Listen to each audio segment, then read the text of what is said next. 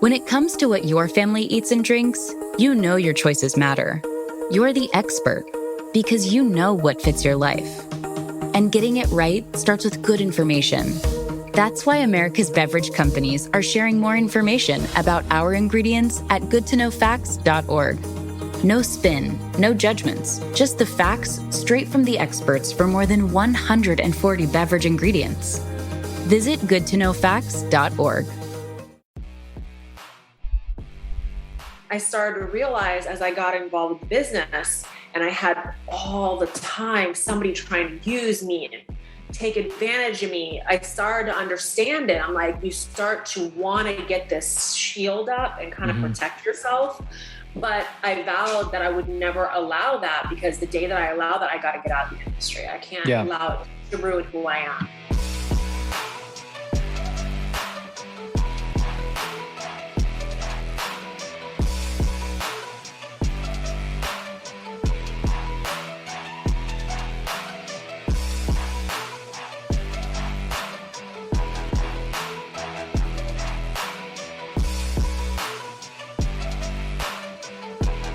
What's up, guys? How's it going? This is Sean French with another episode of the podcast, The Determined Society. I'm really excited. I have a special guest today. Before I get going on that, though, I'd like to ask you guys, if you guys, please, you enjoy the show. If you get something out of what I say or my guest says, please share the show. That's how I'm growing right now. Just like our good friend, Andy Frisella, I do not run ads. So how I'm growing is how you're sending my message along. But today I have an awesome guest. I like to think all my guests are really awesome because they are. But this woman, to me, is a true self-made entrepreneur. She's a model. She's a fitness pro. She is a First Form sponsored athlete, and she also has a sponsorship with Angst Arms. It's a gun brand, and she actually also has a brand new gun store called Lobo's Defense, and that's just launching. And I'm super excited to have my new friend Gia Macool on the show. What's going on, Gia? Hey, thank you so much. You're so kind. Oh, that was so amazing what you said. Thank you very much. I appreciate it. It was distracting because you have Marilyn Monroe in your background, and it's like a life-size version of her. Yeah, there's a story behind that painting. That's actually my father and my brothers. They had a little bit of they love Marilyn, and they passed away recently. So it was one of the things I inherited that keep me kind of close to my dad and my brother. So. That's awesome. That's really cool. Marilyn Monroe, big icon. A lot of the dudes loved her back in the day. Beautiful and intelligent woman. But I love the story behind it. And it's really cool that you're able to have that piece, that painting in your office to keep your loved ones close to you. It's really awesome. It is. Cool. Couple fun questions before we start. All right. So since you're a First Form sponsored athlete, you obviously love their products, as so do I, because you called me out on my hat and my shaker before we started the show. I promise it wasn't intentional. Guys, if you're listening, I told Gia I just had a really shitty haircut, and this was the closest hat to me in the First Form shaker. Well, it's sick. I'm not going to drink water out of anything else. So the viewers, you're going to have to deal with it. But so getting back to it, what is your favorite level 1 protein flavor? The cinnamon cookie batter. That's a good one. That is a really good one. Yeah, I saw a YouTube video that you did with the Summer Smash strawberry cheesecake or something like that. Yeah, so they're all good. Every single one of them has a purpose. So I have to have them at least three to four flavors, just because I use them for different things. But as a universal flavor, that's the one that will you can do for everything, along with the chocolate and also the ice cream sandwich. You can do for anything. But then all your strawberry, that's if you want to just make different things. But I love level 1. It's probably one of the best proteins I've ever had. It's really cool because it's so dynamic in flavor that you can make protein French toast with it. You can do a lot of, I saw a post the other day from this dude, Ryan. He made this cinnamon roll concoction, and it was incredible. So I think my favorite is chocolate banana. Oh, I haven't tried that one yet. It's good. Yeah, they all are amazing. I mean, out of all things I've ever tried, what I like about it is just, it's easy to mix. Like sometimes when I'm traveling, I don't have time to bring everything. So I just put some level 1 in a Ziploc, and I literally can take a spoon and put it straight into water with a spoon, and it will blend nicely. It's not like anything I've never tried. So I've never had any of them clump up or anything like that, just in a normal shaker. It's pretty cool. So there's the plug for level 1 in First Form, guys. So go buy your protein. Fun question now. Do you have any hidden talents? Yeah. So a lot of people don't know that I like to sing. I actually I've been going back and forth to the recording studio and just playing around for years. I'm actually working on a song release soon. I'm just waiting for I have a hook in this release. So the main singer, I'm waiting for him to come back into town to finish it up. And I also like art. So I used to actually sell my paintings, and I did abstract art and oil paintings. That's awesome. That's really cool. If you were out at a karaoke bar, what would you be singing? So I love Seven Nation Army. Okay. Share songs. I like acoustic guitar. So anything with acoustic. So like Jack Johnson? Yeah. Some of the like older songs, I miss the stories that older songs, like our 80s and our 90s used to tell stories. I miss that, My wife's the same way. So when we're going on a road trip, she'll throw in all her 80s music. And if I'm driving, I'm like, listen, this stuff's going to put me to sleep. She goes, no, but the messages are amazing. I'm like, you're right. Because now like music isn't the same. And so I can relate to that. I think you and my wife would get along, and definitely in your music taste so far. So that's cool. So it's funny because last time I asked a guest what they would be singing in karaoke, it was my friend Christy back in the day, and she said "Baby Got Back." So this one's a little bit of a different. This one's a little bit of a different feel. Yeah, that's a fun vibe. I'm more of like, I like to have like moral to the stories. I don't know. It's funny because that actually leads into how I kind of found you. To be perfectly honest, like I came across a podcast that you were on, maybe J.R. Rice or something like that. And you were talking about, his question was, what was it, or what has been replaced that you wish would come back? And you talked about kind of just in person and, really dialing into the work and not wanting that instant gratification. And so I came across that, and I thought that was really insightful.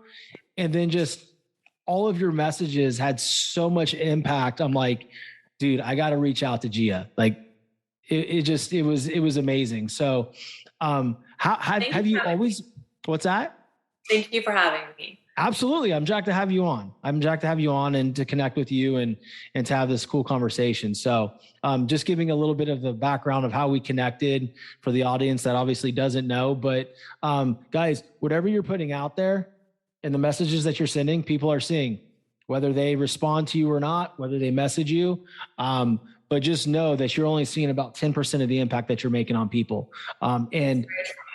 Yeah. So reach out to people and let them know that they're making an impact, because I don't care who they are.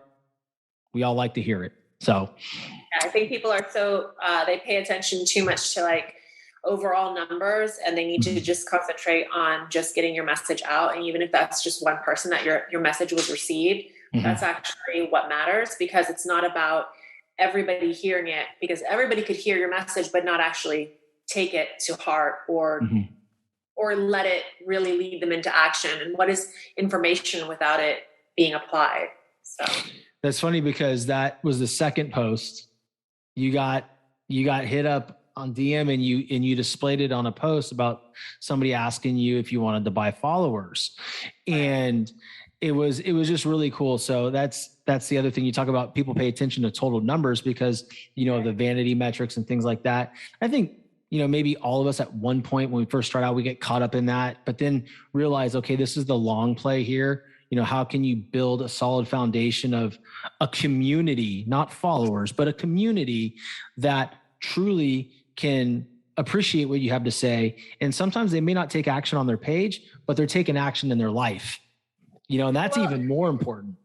I think what is happening to the industry is that people are monetizing the fact that they can make you famous.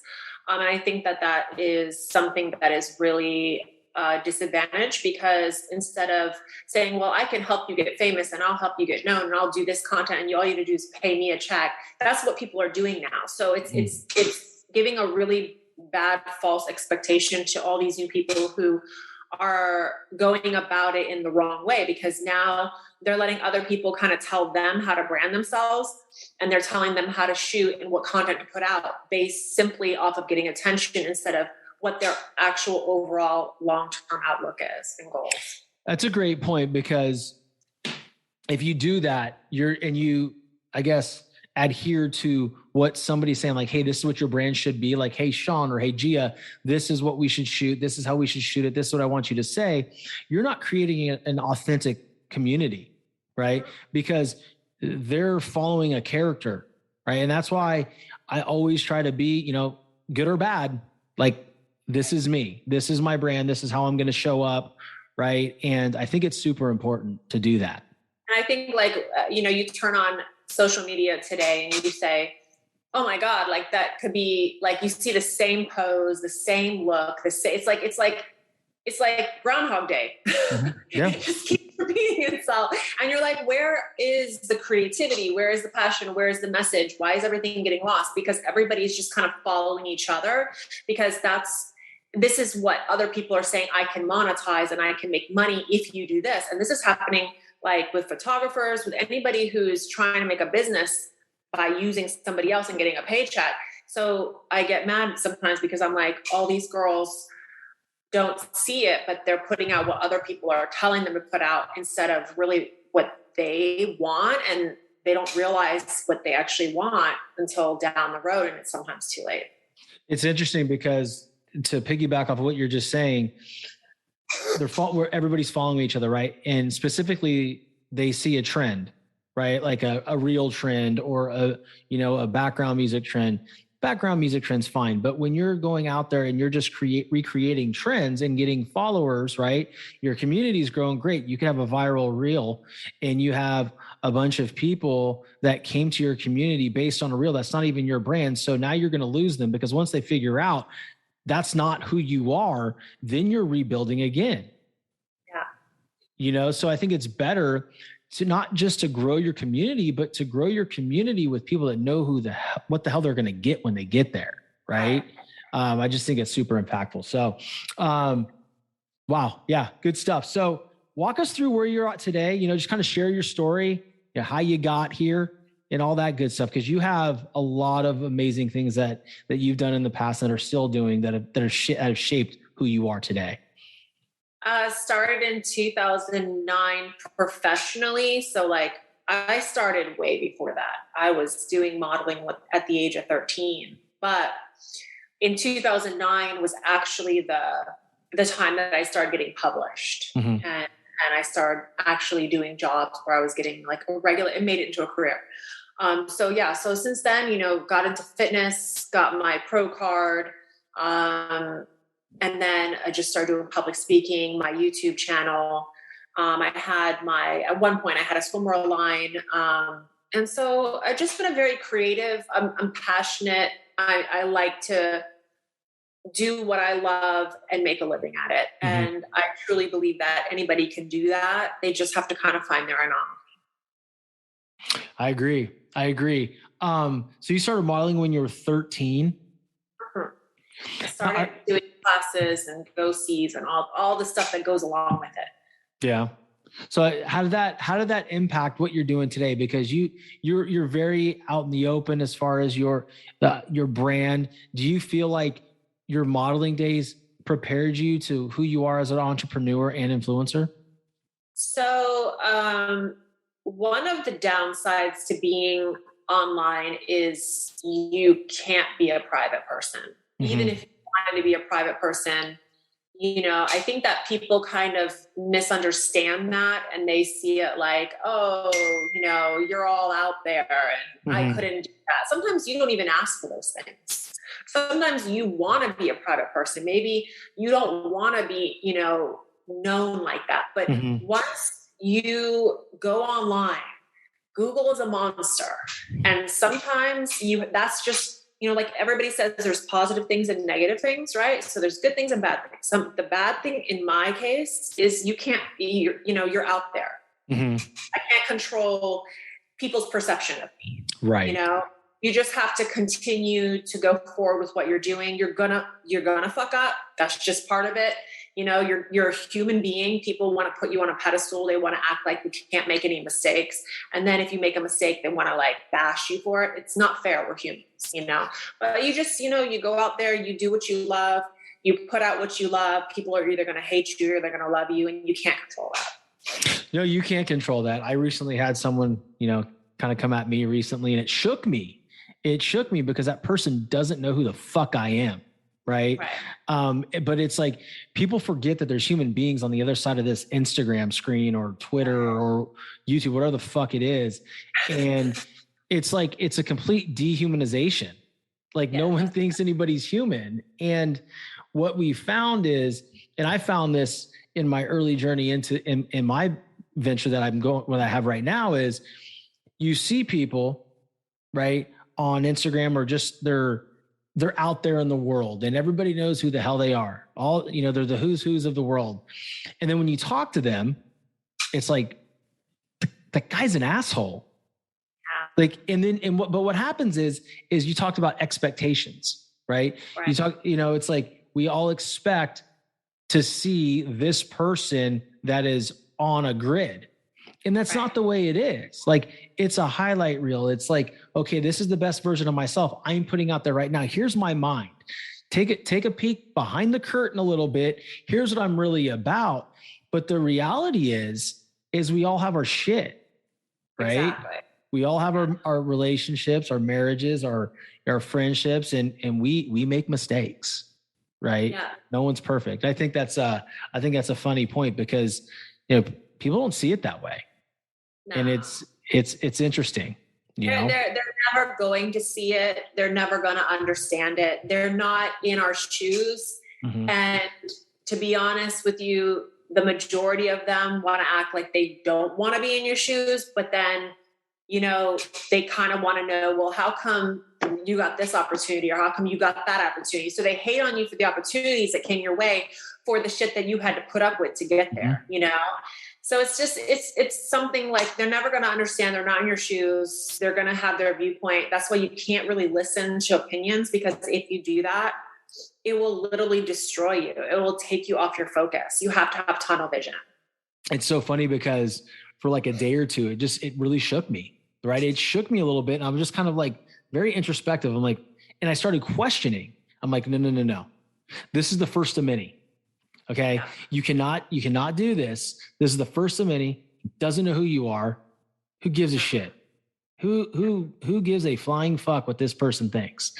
And it's funny because Mike is like, I told you, who cares? But sometimes it's for me. Again, I told you she's smarter than me. For me, it takes a couple, maybe 18 hours, 24 hours to really kind of let it go in my mind. And then what I do, and this is my trigger, and I don't know how you deal with things. I'm open to hear about it. But when things like that happen to me, the only way I can really kind of just kind of clear it out is to get hyper focused on what I know I need to do. Right. Dial back in. I studied psychology a lot in school. So you have to understand that if somebody truly doesn't like you, if they deep down inside don't like you, they're not going to be visiting your page. They're not going to be checking out what you're putting out. They're not even going to be listening to what you're doing. They just pass right by you. They're not going to be following you. Yeah. So if they take the time to really go to your page, check up what you're doing, then write a message to you, then write a message to your other followers. And they're confused fans. That's what they are. Confused fans, and they want to be heard. And it has a lot to do with their upbringing. Their upbringing has always been, they got used to being bullied, as a child. They got used to being put down. So that's all they know how to repeat. They're repeating a toxic cycle. It's funny because my wife and I were having this conversation the other day, and it's something I fully believe, but when you're in the moment, it's really hard to kind of just see what it really is. And it's really about triggers, right? It's not about me or you. It's something that happened or we might have posted that may have triggered something that for them that was down, but in the past, and it just ignites a fire, and then we're the receiving end of it. So we have to be super aware of the fact that, someone's reaction to us is not about us. It's 100% them. Yeah. There's 3 reasons why somebody would follow you. You're relatable. They can use you. Or there's something in you that they can relate to in the sense of like something you said, they're projecting it onto themselves. Yeah. So if you can kind of like see everything that you do like that, it'll help you. No, that's good advice, because it was one of those things where it was just like, okay, this is the first one, and it was intense. I've always left it in my highlights, like little quotes like that, like people will love and hate you and it'll have nothing to do with you, because the truth of the matter is they're not really, the majority of people following you really don't think about you. If once you understand you're not in their head space, they're not really thinking about you. It's just whatever you're doing for XY reason is either relatable or they can use you somehow, some way. So once you realize that, you're like, fuck it, I'm going to do what I want to do and I'm going to enjoy life. Yeah, I think too, I think you just get just a more authentic reach that way, and it's funny because a lot of people ask me, well, have you tried this? Because this person's doing this and that person's doing that. I'm like, no, I mean, fuck no, because that's not who I am. It doesn't matter what other people are doing. Just understand this. As long as you can build relationships online with people, genuine relationships, and not about you should never approach any situation with like, what can I get from them? What can I use for? Because then you're going to end up fucking up the relationship. Go into it like, hey, I like this person. Let me work with them. Let me, see how they are. If it's a great relationship, great. If they don't like me, move on. I appreciate you giving me the chance and you move on, It's like any other relationship, but I feel like what's happened is, and this is going down a completely different road, but hey, like I said, it's a free conversation. Because I think people need to hear this too. Right. And I truly feel like conversations go in the direction that they're supposed to go in. And the biggest thing though, right there is just like you said, people are engaging with people on social media.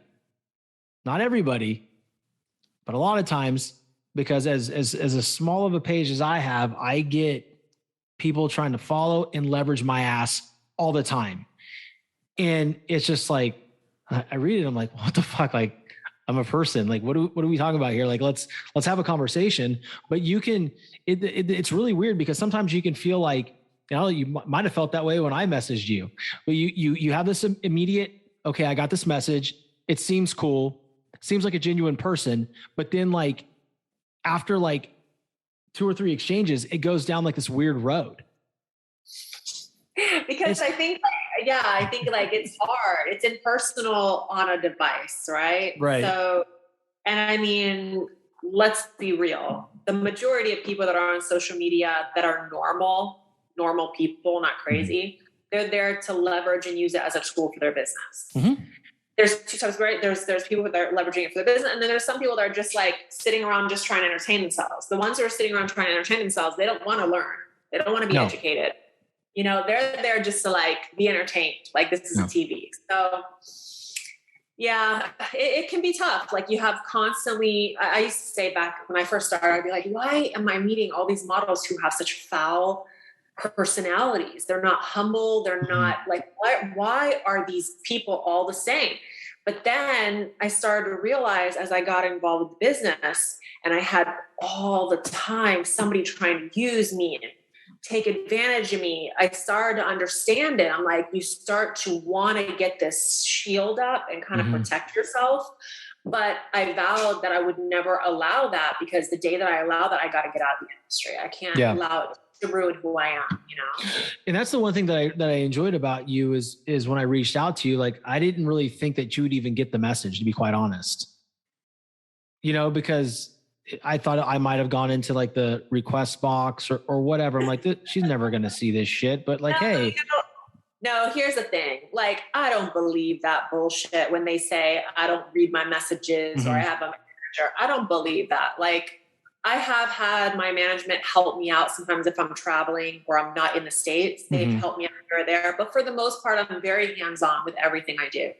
And so do you have to protect yourself, by screening and making sure you don't respond to the wrong people? Yes. But do you have to be cold and impersonal to somebody who comes at you in a professional, nice way? No, absolutely not. And anybody who uses it as an excuse, piece of shit. Sorry. Yeah. That's just... I'm with you. I'm with you. And it's just one of those things that just so you know, I appreciated that. Right. Because of that, we have a new friendship, right? We have a new connection. Right. And there was no ego involved. And that sometimes I feel like there's a lot of ego involved. Right. I've asked people to come on podcasts who had a really good message and that my audience would really enjoy. Like, sorry, dude, you're not big enough yet. I'm like, all right, motherfucker, that's cool. That's cool. But when I explode, don't think for 1 second. The thing is like, at what point are we going to realize that we are not celebrities? Where is this? Let's talk about the real celebrities. Real celebrities are doing things like I don't know where these people get because they have 10 million or 12 million. Like, I'm a real celebrity. No. Like, even real celebrities are humble and nice. Yeah. Dude. I don't get the mentality. That's the funniest thing, dude, because like, I always tell this story and it's so funny that you said real celebrities are actually nice. Dude, I live in Florida, in Southwest Florida, right? And I'm at a older city, like very populated city, probably about 3.5 years ago. And I'm on the phone with my buddy and I'm walking through Publix, right? And I'm in the produce section and I say, dude, holy shit. He's like, what's up? I go, it's fucking Jennifer Gardner over there. I was like, well, it looks like Jennifer Gardner. It could be Jennifer Gardner. He's like, bro, I know where you live. That's not Jennifer Gardner. I'm like, okay, you're probably right. So I cross this girl's path like 2 or 3 more times. And I go, Dan, I gotta go. That's definitely Jennifer Gardner. And so I'm texting my wife. I'm like, baby, I think Jennifer Gardner is at Publix. She goes, you're insane. I'm like, no, I'm not. I'm telling you right now. So finally I actually went up to her, this person that I thought was Jennifer Gardner. I said, excuse me. I was like, I have a question to ask you. You've probably been asked like 1,000 times in this store, but are you Jennifer Gardner? She goes, I am. How are you? What's your name? I'm like, my name is Sean French. She goes, so it's so nice to meet you. I'm here with my grandma. Thank you for saying hi. And I'm like, hey, no problem. She goes, do you live around here? I'm like, yeah, down the street. She was super kind. And she's one of the bigger celebrities on the planet.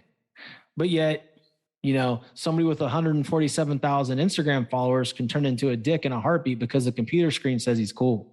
I don't get it. This is what I'm saying. Like, it goes back to the old adage. If you are acting like you have money, you don't have money. If you are acting like you're famous, you're not famous. You don't need to pretend. You don't need to do this like, if you're secure as a person, you know what you have. There should be no threat to how the way you treat people says a lot about you. And I've always stood firm to that. And that is one of the reasons why I believe that I have stayed as long as I have in the industry, because I think people come and go in this industry, and over a decade, I'm still, if not, I think where I'm at right now is at a better point than where I was before. So, I mean, it's the personality, right? It's the respect you have for another human being. And like my wife and one of my good friends always says is, nobody will ever care how much you know or what you say, but they'll always remember how you made them feel. Absolutely. We tell our children that constantly, right? Especially our middle child. She can get squirrely. She's a 5-year-old. She's a 5-year-old bombshell, and our 3-year-old's no different. But that's a fun age. It's a fun age. We have 3. We have an 8-year-old boy, 5-year-old girl, and a 3-year-old girl, and they're handsome and beautiful, intelligent and talented. And I tell you what, though, the girls stretch me in ways, Gia, that I never thought I'd be stretched. Like, I always said, I was like, girls are they're not going to like, boys will go behind your back. Like, you tell them something, they'll go behind your back and they'll do it anyway. Girls will be like right in your face. Hell no. And then they'll literally live up to that. So they're harder in the face, but they at least are not afraid to say it. When boys are like, okay, sure. And then behind your back. It's funny because the 3-year-old Mia, she's in your face, batshit crazy. Right. Mm-hmm. But I mean, she's so sweet and beautiful. I just like she is. Crazy, she's so sweet. It's a double-edged sword. Right? I mean, she's trying to rip down the Easter basket from the counter at 6:00 this morning, asking for candy. Like, that's the kind of crazy I deal with after I get back from the gym. It's like, well, I was all zenned out, but now I'm a neurotic mess. That's just kids. I literally have helped raise 42 children total. 42 children? How does that work out? I'm an adoptive mother. I adopt. Okay. And also I have helped several friends and family with their kids. So wait, that's amazing. So you adopt children, or is it a foster situation? I actually adopted my son. He was 1.5 when his mom abandoned him. And now he's grown and out of the house. He's, that's amazing. Staying in college, but yeah. So I didn't know that. That's incredible. That is incredible. A lot of people don't know a lot of things about me. They see they see my pictures, these glamorous pictures, and they're kind of like, oh, she's like all the girls out there. That's what the media will do. The media, they make these beautiful pictures, but you don't know the people behind them. So never ever judge. Can I ask you a couple questions about that? How does that make you feel as a person? Because yes, you can go back and look at all these amazing photos of Gia, and, people will look at those photos and they'll comment just on the physical part of you, but that's only 1% of you, right? There's different layers to you. And so how they will say a lot of things that they would never say to your face. And if they were in your face, you'd get a chance to punch them. So you're a badass, dude. They probably won't want to say that to you. You probably have one of those straps on your leg. No, I have a 9mm. I've been dying to try out. So I would love for them to come by. Just be wonderful. You heard it, guys. Lobo Defense, brand new 9, ready to roll. That's funny. Oh, man. Let me ask you a question. What are the top 3 lessons you've taken from your life experiences and kind of brought them into your entrepreneurship and all your businesses? Elaborate again on that. So what do you mean? So things that you learned just along the way, whether it's a lesson you learned from a parent or the modeling industry, how has that impacted how you run your business? Okay. So, getting started, I didn't necessarily in the beginning take charge and control over my image and my brand. I allowed other people, photographers included, to kind of tell me what I should do. And that was a huge failure on my part, huge mistake. I have to live with those mistakes. I have pictures out there that I'm not too proud of because I allow the photographer to direct those pictures. But going forward, when I took complete control over my image and how I did things, I start understanding that it's a business. It's a business in the sense of, everything you do has to be done just like any other business. I don't care if you're running a gun store or you're running a car lot or you have a gym. It's the same processes. You have to be organized. You have to be on time. You have to be professional. You have to be courteous. You have to be honest. You have to be trusted by your client. And the image that goes into that is just as important. How you look online is the type of people that you're going to bring, the clients that you're going to bring. So, everything that I do on a daily basis has helped me get up to this point where I can have my own businesses and have investments, because it all kind of falls into play. Yeah, no, that's a great point, because again, we're going with the authenticity, right? That in the early stages of your career, you were being swayed by somebody who was supposed to know and have your best interest in mind. And they put things out there that you weren't necessarily okay with. And to this day, you're like, hey, there's some pictures out there of me that I really don't like. That's not who I am. And people have casted an opinion probably based on those pictures, in the modeling industry. I started out with the bathing suits, for instance. So I actually sewed my suits from scratch. Everything was by hand. So I customized competition, like your IFBB bodybuilding suits. And I also did modeling the tiny, itty bitty, tiny bikinis. So in the beginning, the photographers were like, yeah, this is great. Put this on. But see, if I had known what I know now, I would have realized that is going to attract a certain type of clientele. Normal girls, mainstream girls aren't going to wear those things. Yeah. So I did it because I was like, I'm promoting my brand. I need photos. I need content. And the photographer's like, yeah, wear that.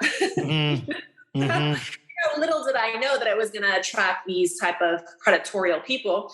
And then from there, content got stolen and things, my computer was hacked. People stole stuff, start putting it out there and they make a business off of this. They literally make a business selling you, and that's how they do it, and it's a real there's a dark side that I didn't know, that I was very naive to knowing, and I had to learn.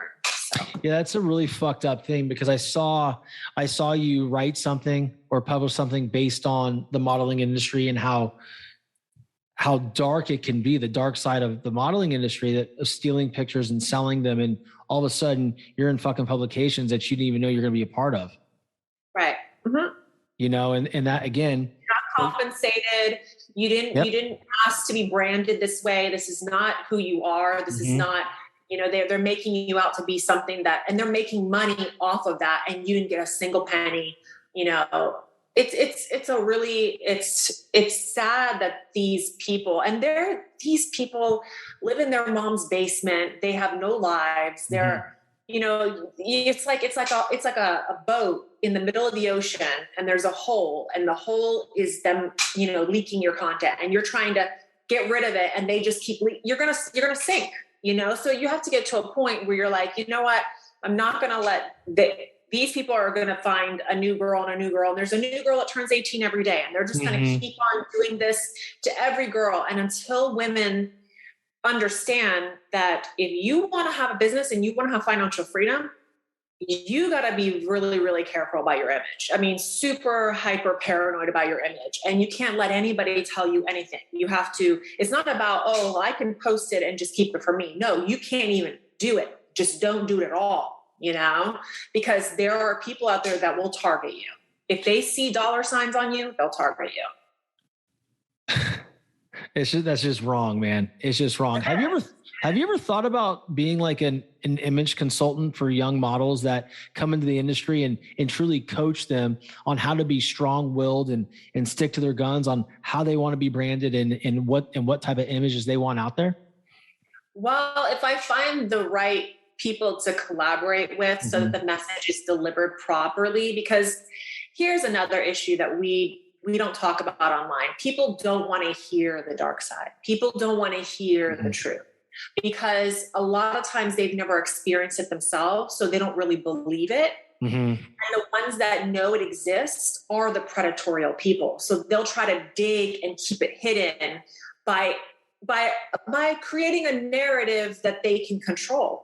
And they'll try to discredit you and make you out to be like you're lying, because they want to keep the lie alive. Because why? They make money off of that. So, you're dealing with a small percentage of girls who's experienced it.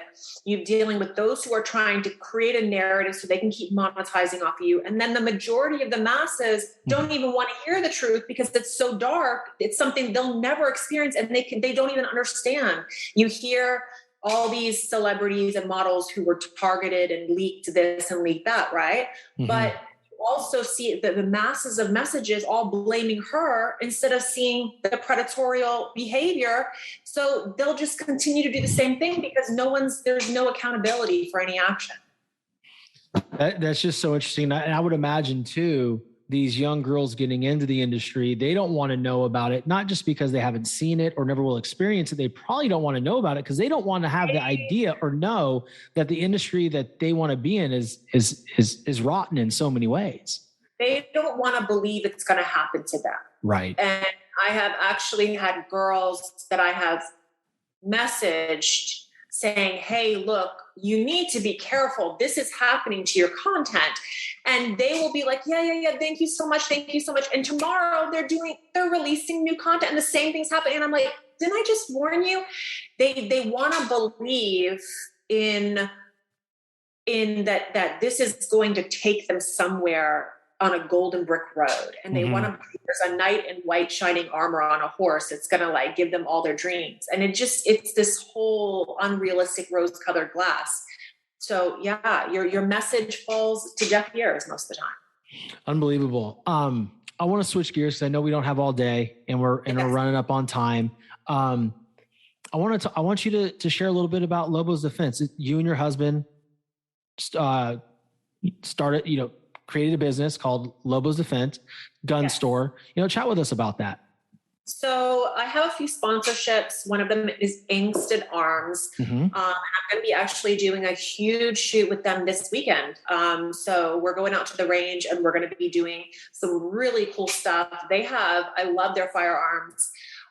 They started in 2014 and they are one of the few firearms that take Glock mags, which is really, really cool. So I'm really looking forward to it because I'm going to be working with them. We're going to be doing some custom firearms and tactical weapons. And then we have a store as well. So that'll be launching as soon as the pictures come back from this shoot, we'll be doing the launch for that. Nice. So when's your store actually open? It's already open. Oh, it is open. Okay. Yeah, we've actually been working on it for over 5 years. Oh, wow. So it's something that, these things take time. They're not something that, everybody can do. It takes a lot of money, a lot of time, a lot of work. But so it's more of just introducing it into the media now because we've been doing it for small clients here and there. But now we're just going to be letting it, be available for the masses. Well, obviously, when you do, please share it with me so I can share it with my people. I want to bring awareness to your brand and your husband's brand. He is a Special Forces veteran. Yes. So I think it's important to support veterans and people that are doing good things out in the world. So Absolutely. Imagine a year down the road from now, right? We're sitting down again in a year chatting. What are we celebrating? You mean a year ahead? Yeah. Okay, so a year ahead we'd be, depending on where you're going in a year. What's your goals? Tell me what you're up to. Oh, I just meant specifically for you, but where I'm going, listen, I'm looking to get 1 million downloads. I want to be 1 million strong on my listener base, helping corporate clients achieve success through their sales force by driving accountability and sales tools with high performing habits. I want to work with athletes all across the world. I want to be speaking across the world. That's where I'm going. Right. That's my goal. I see it very clearly. And, we just got to focus on the process and not look at the scoreboard for right now. So a year from now, we'd be doing a toast, a salute to just following our dreams, following our goals and actually achieving them. Because I think that there's no one end goal, right? It's always like all these little steps that you write out because I journal a lot and it's like every day I'm doing one of them. And then when you look at the big picture, it's coming alive. I think it's super important for everybody listening that the finish line is never a finish line. It is a checkpoint. And as soon as you get through one wall, you go through another wall and another and another and another. And the one toxic thing that I want you guys to be very, very aware of is when the people come up to you and ask you, aren't you happy with what you've accomplished? You should be happy with where you're at because you've done X, Y, and Z. Just because high achieving people continue to push doesn't make us ungrateful. Makes us fucking alive. Exactly. Different checkpoint. We're our own worst critics and we have a tendency to not really look back and look at the past. So that's good because it keeps us moving with new stuff, but then never really sit back and go, wow, we really accomplished all these things, right? So sometimes you do need your wife, for instance, or my husband to go, hey, no, look, you accomplished all of this, because we're always like, next. Yeah. The next thing. And then you don't focus on the win long enough and you bolt off. Right. So no, I fully believe in that as well. really relishing in the win and then not moving on and forgetting about the win, but like, hey, there's more to do. I'm going to make sure I put all your links in the show notes because I want all my listeners to know where to find you, your website, all that kind of stuff. Gia has a lot of great things that she's doing, guys, a great message. So make sure you hit the follow button on all of her platforms that I'm going to post in the show notes, and go to her website that I'll also put in the show notes for her new store. Buy some shit, support her, shout her out, because her and her husband are doing amazing things. And Gia, if you don't mind to hang out for a little bit here after I hit stop. But listen, guys, I hope you all got a lot out of this episode. I truly did. It was probably one of my more fun episodes to have someone so awesome on and so open and kind. So with that being said, guys, please share the show and I'll see you next time.